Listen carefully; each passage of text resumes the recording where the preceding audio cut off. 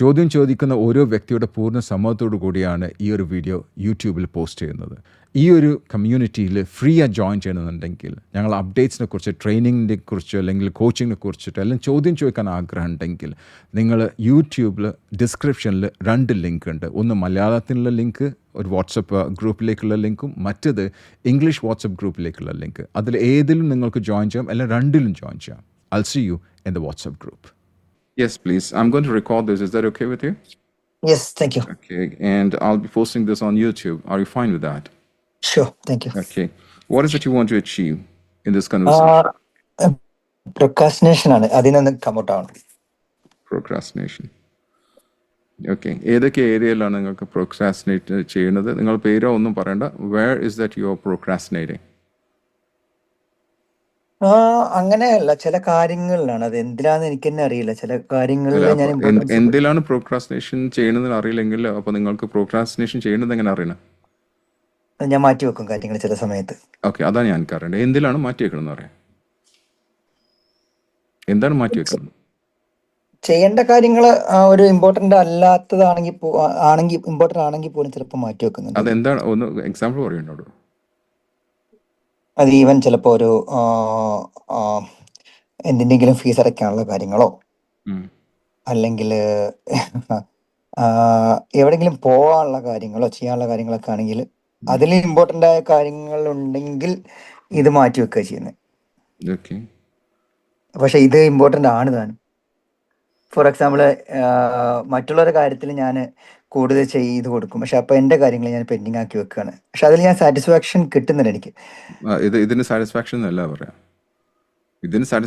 പറയാം. മറ്റുള്ളവർക്ക് കാര്യങ്ങളൊക്കെ ചെയ്തു കൊടുത്ത് മറ്റുള്ളവരെ സഹായിച്ച് അതേപോലെ നിങ്ങൾ ബാക്കിൽ നിന്ന് കഴിഞ്ഞാൽ അതിന് സാറ്റിസ്ഫാക്ഷൻ ഇല്ല. It's not the reality. അത് നിങ്ങൾ മനസ്സിനോട് പറഞ്ഞ കാര്യം.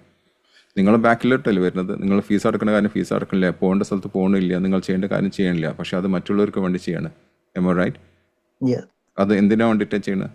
മറ്റുള്ളവർ പറഞ്ഞ കാര്യം അവർക്ക് ഇമ്പോർട്ടൻ്റ് ആയിട്ടുള്ള കാര്യങ്ങൾ നിങ്ങൾ ചെയ്ത് കൊടുക്കുകയാണ്. അതേപോലെ നിങ്ങളുടെ ഇമ്പോർട്ടൻ്റ് ആയിട്ടുള്ള കാര്യം വേറെ ആരും വന്ന് ചെയ്തു തരുന്നുണ്ടോ? ഇല്ല, ഞാൻ അവരോട് ചോദിക്കുന്നില്ല. അതാണ് പറഞ്ഞത്. അപ്പം നിങ്ങൾ ചോദിക്കണില്ല, അവർ ചോദിക്കുന്നുണ്ട്. അവരാണ് ശരിക്കുള്ള 5 ടെക്നിക്സ് യൂസ് ചെയ്യണത്. 5 ഉണ്ട്. എവിടെയെങ്കിലും സ്റ്റക്കായി ചെയ്ത് കഴിഞ്ഞാൽ 5 കാര്യങ്ങൾ. What is that I need to improve, what is that I need to learn, what is that I need to change, what is that I need to stop. 5th question, who can help in the question. അത് അവർ ചെയ്യുന്നുണ്ട്, പക്ഷെ നിങ്ങൾ ചെയ്യണില്ല. അപ്പം എന്താ വെച്ചാൽ ചിലപ്പോൾ അവർ procrastination ചെയ്യുന്ന സ്ഥലത്താണ് നിങ്ങൾ പോയിട്ട് അവരെ ഹെൽപ്പ് ചെയ്ത് കൊടുക്കുന്നത്. അല്ല, അവർക്ക് ചെയ്യാൻ പറ്റാത്ത കാര്യമാണ് നിങ്ങൾ പോയി ഹെൽപ്പ് ചെയ്തു. ശരിയല്ലേ? അതിൽ നിങ്ങൾ സാറ്റിസ്ഫാക്ഷൻ കണ്ടെത്തുന്നുണ്ട്. ശരിയല്ലേ? അപ്പം നിങ്ങൾ കുറെ കാര്യം ചെയ്യാത്ത കാര്യം നിങ്ങൾക്ക് അതിന്റെ കുറ്റബോധമുണ്ടോ? കുറ്റബോധമുണ്ട് അതിൽ. ഓക്കെ, അത് വേറെ ആർക്കെങ്കിലും അതുകൊണ്ട് ഇതുണ്ടോ, ഐ മീൻ ബുദ്ധിമുട്ടുണ്ടോ? നിങ്ങൾ വേറെ ആർക്കും ബുദ്ധിമുട്ടില്ല, എനിക്ക് തന്നെ ബുദ്ധിമുട്ടുള്ളൂ. ഫീസ് അടക്കാത്ത കാരണം ആർക്കാ ബുദ്ധിമുട്ട്? നിങ്ങൾക്കാണോ നിങ്ങളുടെ മക്കൾക്കാണോ? അത് ആരുടെ ഫീസിന്റെ കാര്യം പറഞ്ഞത് നിങ്ങൾ? അല്ല, ഞാനൊരു എക്സാമ്പിൾ പറഞ്ഞ എന്തിന്റെങ്കിലും ഒരു ഫീസ് അടയ്ക്കുന്ന അല്ലെങ്കിൽ അങ്ങനെ ഒരു എക്സാമ്പിൾ ആയിട്ട് പറഞ്ഞു. അപ്പം ഇത് ചെയ്യാതാകുമ്പോൾ ആർക്കാണ് ഇതിൽ ബുദ്ധിമുട്ട്? നിങ്ങൾക്ക് ബുദ്ധിമുട്ടുണ്ടോ? എനിക്ക് തന്നെ ബുദ്ധിമുട്ടുള്ളൂ. 0 to 10 എത്ര ബുദ്ധിമുട്ടാണ് നിങ്ങൾക്കുള്ളത്? അറൗണ്ട് 7-8. 7-8 എന്ന് വെച്ചാൽ കുറച്ച് കൂടുതലല്ലേ? അല്ലേ? പക്ഷെ അതുകൊണ്ട് എന്നിട്ടും നിങ്ങൾ എന്താണ് അതേ തുടർന്ന് പോവാണോ ചെയ്യുന്നത്?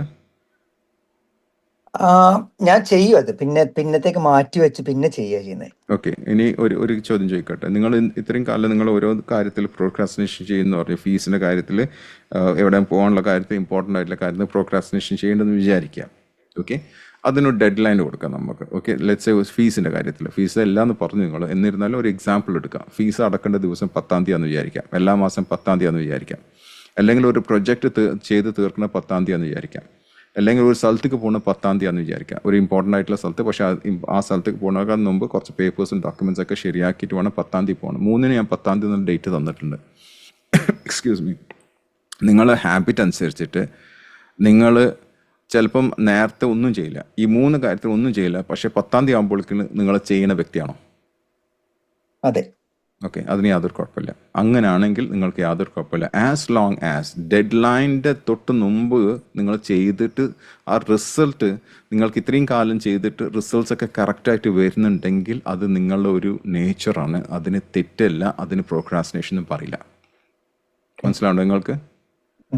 അത് തെറ്റായിട്ടുള്ള ഉദാഹരണ. കാരണം നിങ്ങൾക്ക് റിസൾട്ട് കിട്ടണമെങ്കിൽ ഓക്കെ, ചിലർ ലാസ്റ്റ് മിനിറ്റിലായിരിക്കും ചെയ്യേണ്ടാവുക. അവർ ഡിസ്ഓർഗനൈസ്ഡ് ആയിരിക്കും, പക്ഷേ ലാസ്റ്റ് മിനിറ്റിലായിരിക്കും അവർ ചെയ്യേണ്ടത്. അപ്പം ഞാൻ നല്ലൊരു എക്സാമ്പിൾ പറഞ്ഞുതരാം. ഞാൻ സാധാരണ ഉപയോഗിക്കുന്ന ഒരു എക്സാമ്പിളാണ്.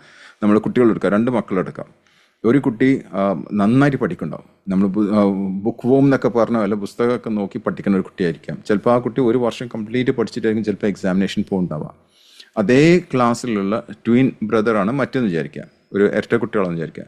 മറ്റേ കുട്ടി പുസ്തകം തൊടയില്ല എന്ന് വിചാരിക്കുക, ഫുൾ കളി മാത്രമേ ഉള്ളൂ എന്ന് വിചാരിക്കുക. അവസാനത്തെ 2 ആഴ്ച അല്ലെങ്കിൽ ഒരു മാസമായിരിക്കും ആ കുട്ടി പുസ്തകമായിട്ട് നിൽക്കുക ലാസ്റ്റ് മൊമെൻറ്റിൽ.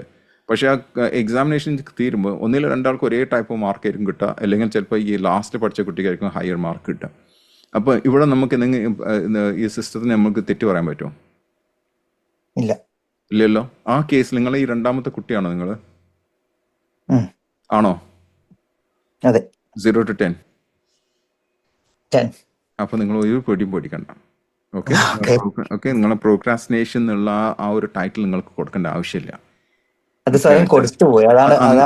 അതെടുത്ത് ഒഴിവാക്കുക. ചിലർ, അതാ ഞാൻ പറയാൻ കാരണം ചിലർക്ക് തെറ്റായിട്ടുള്ള ഉദാഹരണം ഉണ്ട്. ഞാനൊക്കെ ചിലപ്പോൾ ലാസ്റ്റ് മൊമെന്റിലായിരിക്കും ചെയ്യേണ്ടാവുക.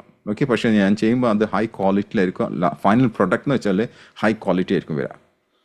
അപ്പം ചിലർ വിചാരിക്കും നമുക്ക് ചെയ്യേണ്ട സമയത്ത് തന്നെ ചെയ്യണം, എന്നാലേ പ്രോക്രാസ്റ്റിനേഷൻ ആവാതെ ഇരിക്കുള്ളൂ. That's a wrong notion. അത് തെറ്റായിട്ടുള്ള ഇതാണ്. ചിലർ സിസ്റ്റം അങ്ങനെയാണ്, ചിലർ വർക്ക് ചെയ്യല അങ്ങനെ, ചിലർ പാറ്റേൺ ആണത്. ആ പാറ്റേൺ നമ്മൾ ഒരിക്കലും മുറിക്കാൻ നോക്കി കഴിഞ്ഞാൽ മുറിയാനും പോകണില്ല.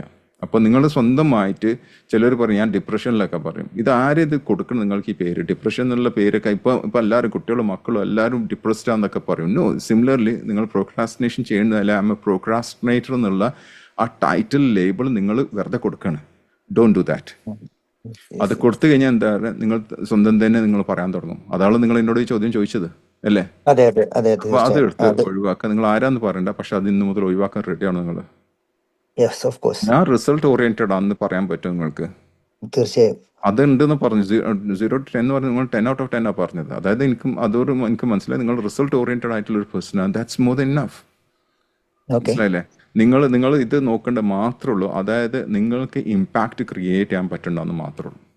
ഇമ്പാക്റ്റ്, അതായത് ഒരു സാധനം പ്രസന്റ് ചെയ്യുന്ന ദിവസം അല്ലെങ്കിൽ നിങ്ങളൊരു ആക്ഷൻ കൊണ്ട് അത് നല്ലൊരു ഇമ്പാക്റ്റ് ഉണ്ടാക്കാൻ പറ്റണ്ട എങ്കിൽ നിങ്ങളിപ്പോൾ എന്താ ചെയ്യണം, അത് തുടർന്ന് പോയാൽ മതി.